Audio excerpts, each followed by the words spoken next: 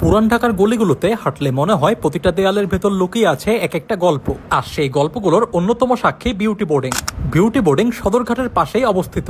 এটির সম্পূর্ণ ঠিকানা হলো ১ শ্রীশদাস লেন, বাংলা বাজার, ঢাকা। এটি একটি পুরনো বাড়ি, কাঠের দরজা, সিঁড়িতে সময়ের ছাপ। কিন্তু এই বাড়িটাই একসময় ছিল সাহিত্য আর সংস্কৃতির মিলনস্থল। ঢাকার সাহিত্যিক, কবি, সাংবাদিকরা এখানে আড্ডা দিতেন, লিখতেন, তর্ক করতেন, স্বপ্ন দেখতেন। এখানকার এক কাপ চা যেন এক যুগের প্রতীক। এক কাপ চা, একখানা নোটবুক আর এক মুঠো বন্ধুত্ব, এই তিন জিনিস মিলেই তৈরি হতো নতুন কবিতা, নতুন গল্প। সুনীল গঙ্গোপাধ্যায়, হুমায়ুন আহমেদ, শহীদ কায়সার, তাদের মতো সাহিত্যিকরা এই টেবিলগুলো ঘিরে বসেছিলেন আর রেখে গেছেন অমর স্মৃতি। আজও সেই পরিবেশটা ঠিক রয়ে গেছে, যেন ঢাকার পুরনো আত্মা এখনো নিঃশব্দে বেঁচে আছে। বিউটি বোর্ডিং শুধু একটা জায়গা নয়, এটা ইতিহাসের একটা অধ্যায়, যেখানে চায়ের কাপের ধোঁয়ায় মিশে আছে বাংলা সাহিত্যের সুবাস, যেখানে প্রতিটা দেয়াল ফিসফিস করে বলে এখানেই শুরু হয়েছিল গল্পের গল্প।